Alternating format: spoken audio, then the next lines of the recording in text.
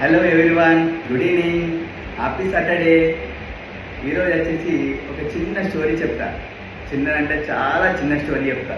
ఏంటి ఆ స్టోరీ అంటే, ఒక గ్రామంలో ఒక పెద్ద గజస్తంభం ఉంటుందండి.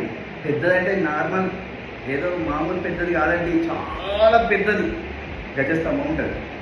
ఆ గజస్తంభం దగ్గర ఒక 100 కప్పలకి కాంటెస్ట్ ప్రోగ్రామ్ పెడతారండి. కాంటెస్ట్ ప్రోగ్రామ్ పెడతారు అక్కడ. ఆ ప్రోగ్రామ్ కోసం ఒక 100 కప్పలు అటెండ్ అయిన తర్వాత కండిషన్స్ ఏంటంటే, ఏదైతే పెద్ద గజస్తంభం ఉందో ఆ గజస్తంభానికి ఆయిల్ అప్లై చేసి ఉంటుంది. ఈ ఆయిల్ అప్లై చేసిన గజస్తంభం ఎవరైతే చివరికి వెళ్ళి సిగ్నల్ ఇస్తారో ఆ కప్ప విజేత. ఇక ఈ కొంతమంది పెద్ద గజస్తంభం చూడగానే కొన్ని కప్పలు ఆయిల్ ఉంది మనం ఎక్కలేమని చెప్పేసి కొన్ని కప్పలు ముందే భయపడి ఆగిపోతుంది. అందులో కొన్ని కప్పలు మిగతా ఏదైతే ధైర్యంగా సరే నేను ప్రయత్నం చేస్తాను అని చెప్పి కొన్ని కప్పలు ముందుకెళ్ళి ప్రయత్నం చేస్తూ కింద పడుతుంది. ఎందుకంటే ఆయిల్ అప్లై చేసిందని చెప్పి జారుతుంటాయి కదా, పైకి ఎక్కితే జారడం, పైకి ఎక్కడం జారడం, కింద పడడం జరుగుతుంది. అప్పుడు ఎవరైతే కాంటెస్ట్ కండక్ట్ పెట్టిన రాజు ఎవరైతే ఉన్నారో ఆ రాజు నవ్వుతుంటాడు. అసలు ఏ కప్ప ఎక్కలేదు, ఎందుకంటే అది చాలా పెద్ద గజస్తంభం, దానికి మళ్ళీ మేము ఆయిల్ పెట్టి ఉంచినాం, చాలా ఆయిల్ పెట్టి ఉంచినాం.